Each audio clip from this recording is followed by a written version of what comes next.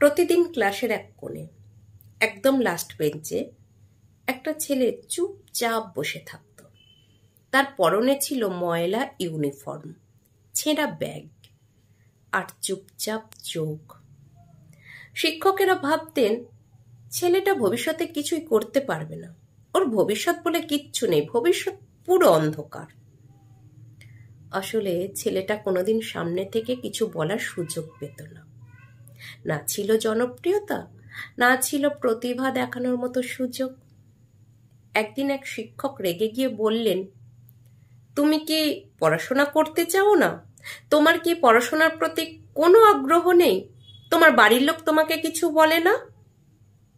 ছেলেটা শান্ত গলায় বলল, স্যার, আমার মা হসপিটালে ভর্তি, আমার বাবা নেই।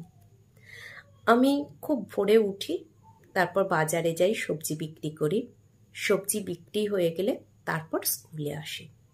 স্কুল থেকে যখন বিকালে বাড়ি ফিরি, মায়ের ওষুধের খরচ জোগাড় করার জন্য বেরিয়ে পড়ি। আর সন্ধ্যায় যখন বাড়ি আসি, যতক্ষণ চোখ খোলা থাকে ততক্ষণ পড়াশোনা করি। শিক্ষক এটা শোনার পর পুরো স্তব্ধ হয়ে গেলেন। তারপর শিক্ষক তার পাশে দাঁড়ালেন, তাকে সময়, সাহস, অর্থ, বই সব কিছু দিয়ে তাকে সাহায্য করলেন। এরপর কেটে গেল 10টা বছর। সেই স্কুলে 10 বছর পরে এক প্রোগ্রামে অ্যানাউন্স করা হচ্ছে, এই স্কুলে আজ একটা বিশেষ অতিথি আসবেন। সবার চোখ অতিথির দিকে। পরিপাটি পোশাক, চোখে দৃঢ় আত্মবিশ্বাস, মাথা উঁচু করে হাঁটা। অতিথি প্রথমেই এসে বললেন, আমি এই স্কুলে লাস্ট বেঞ্চে বসা এক ছেলে, মানে এক ছাত্র। যারা একদিন আমাকে অবহেলা করেছিল তারা আমাকে ভিতর থেকে শক্ত করে দিয়েছে, আর যারা একদিন আমার পাশে দাঁড়িয়েছিলেন তাদের জন্য আজ আমি সরকারি চাকুরে।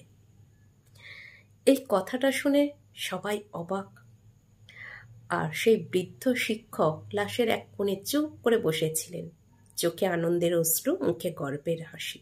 আর নতুন ছাত্ররা জানতে পারল, স্কুলের লাস্ট বেঞ্চ মানেই জীবন শেষ নয়, কোনো কোনো সময় ওই লাস্ট বেঞ্চ থেকেই জীবনের সেরা গল্প শুরু।